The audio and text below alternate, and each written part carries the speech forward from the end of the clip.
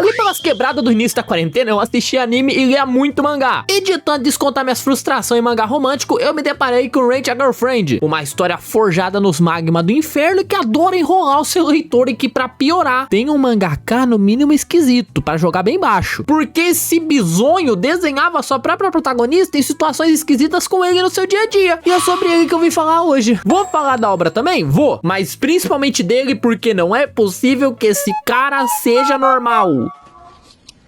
Meu Deus, que transição magnífica, cara. Primeiramente, só deixa eu te explicar do que se trata essa obra, aí tu pode ficar bem longe desse lixo. Kanojo Karishimasu, ou Rent a Girlfriend, é sobre um cara chamado Kazuya que terminou seu relacionamento e tá carente. Por isso ele vai atrás de um serviço de alugar namorada, porque aparentemente é normal isso no Japão. Ele conhece essa garota chamada Shizuru e começa a se aproximar dela. E guarda bem o nome dessa personagem, porque eu vou te falar, eu li essa pocilga aqui, mas lá pelo capítulo 81 eu já dropei. E a justificativa é que essa história simplesmente não anda pra frente. Além de que a premissa é muito estranha. Ô maninho, ela literalmente paga pra te achar interessante porque que tu tá se iludindo. É a mesma coisa que sair com uma dama da noite e querer casar. E mano, parece que todo o desenvolvimento feito em cima desse bando de corno é jogado no lixo a partir do momento que o arco muda. E o engraçado é que é mais de 300 capítulos assim. Mas like, como é que tu sabe disso, sendo que tu dropou a obra cedo? Então, meu gafanhotinho, eu vou ter que te contar sobre um site maravilhoso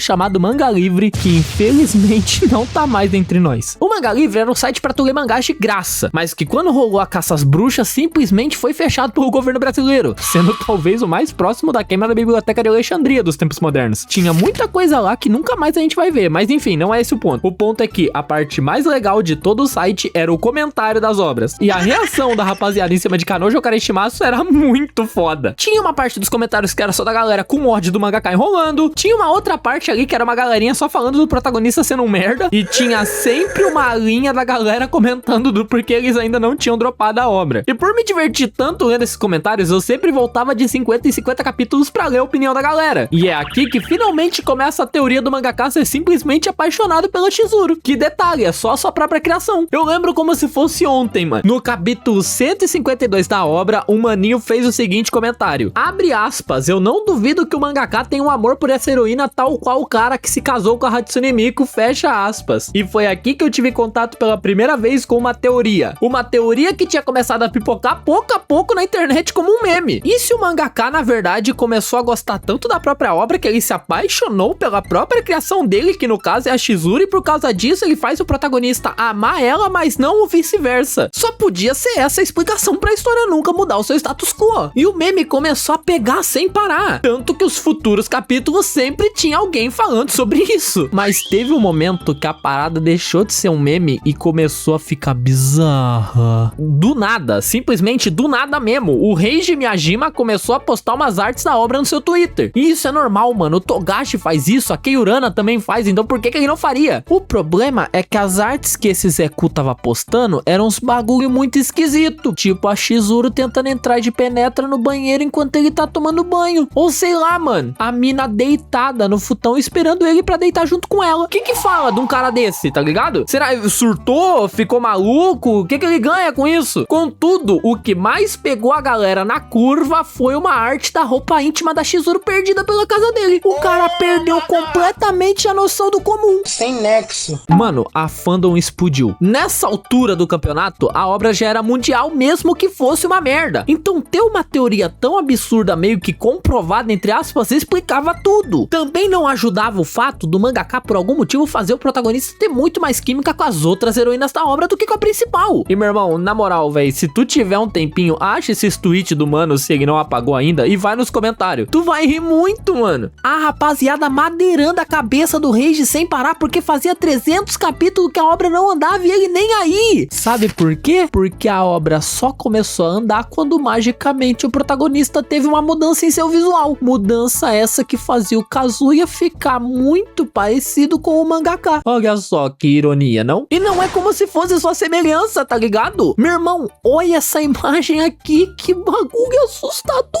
Mas o pior, depois que o Reiji mudou o visual do Kazuya, o relacionamento com a ex dele também começou a andar do nada. Parece que agora, opa, magicamente eu deixei de ser um merda, sei lá por quê. Ah, mano, sei lá, tá ligado? Eu não consigo entender mais nada. O cara só é muito 13 mesmo. Porém, contudo, entretanto e todavia, diferentemente da rapaziada que realmente crava que ele tá numa relação meio parasocial com a sua própria criação, eu tenho outra linha de raciocínio. Não porque eu não acredite que ele possa ter se apaixonado pela Chizuru, mas é porque eu quero não acreditar que ele se apaixonou pelo próprio desenho, tá ligado? Mas eu quero que vocês tenham em mente que isso daqui tudo é hipótese. Até porque, pô, eu não tô na cabeça do cara, eu não sou irmão dele. Vocês entenderam, faz favor. O Reiji é um cara que utiliza o Twitter com frequência. Provavelmente ele viu as teorias que estavam fazendo sobre ele e a obra como um todo tem muito tempo. Com isso, fica muito mais fácil ele começar a postar essas artes estranhas para chamar atenção pra obra. E, consequentemente, dar força pras teorias para terminar esse plano com a mudança de visual do seu protagonista. E aí sim, ele ganha mais atenção pra obra como um todo e principalmente pra ele. Porque agora ele não é um mangaka de apenas uma obra, ele tem outra obra também. E, mano, quando você tá fazendo outra história, você precisa tentar puxar um pouquinho de hype pra aquela história que até o momento não tinha tanto quanto o Kanojo Karishimasu. Mas, e agora um mais com M maiúsculo, pô, gigante. Se ele ama a heroína que ele mesmo criou ou não, é irrelevante. Porque esse cara é muito esquisito, independentemente de tudo. Mano, enquanto o Reiji tava postando essas artes da Chizuru, aparentemente ele tava casado e com filhos. Só que eu acho que tem algo pior do que toda essa situação aí com o protagonista e com essas artes. A trama dessa nova história que ele tá criando. Esse mangá se trata de uma família composta por 7 filhos, sendo um deles o protagonista Arata. Desses 7, 2 são homens e as outras 5 são mulheres de beleza incomparável. Por causa disso, a família Shinji é bem famosa e seus membros mantêm uma bela relação de irmandade. Até que um belo dia nos é revelado que, uau, eles não são irmãos de sangue, olha só que legal. Maneiro pra caramba, olha, nossa, hein, show. O Japão nem gosta dessa parada de relação entre irmão, né, Jesus amado. E carregando consigo a tag de romance em qualquer lugar que tu for pra ler essa bagaça, tu já sabe onde isso vai dar, né? Aparentemente, se não tiver relação sanguínea, a partir de agora tá de boa. Incesto!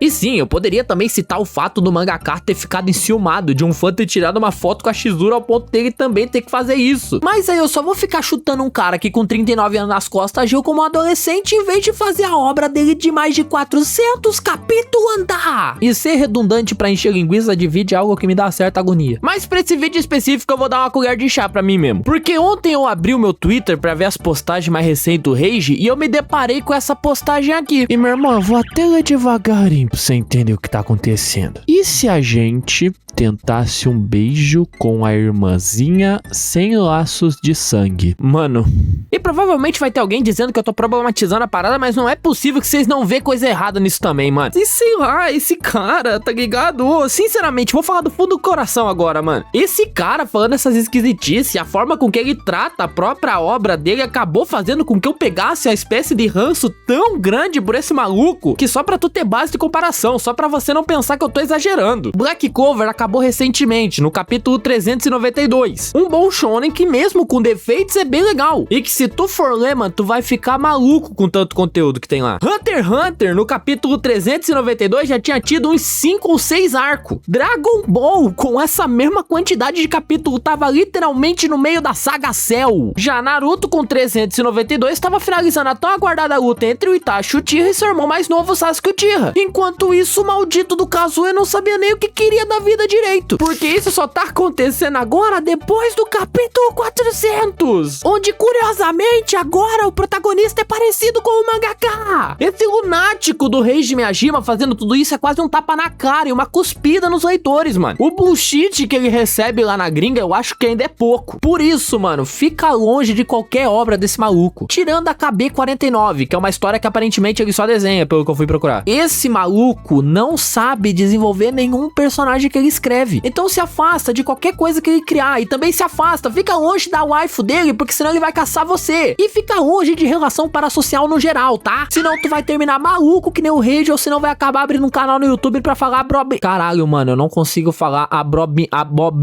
Mano, meu Deus do céu, velho, eu desisto.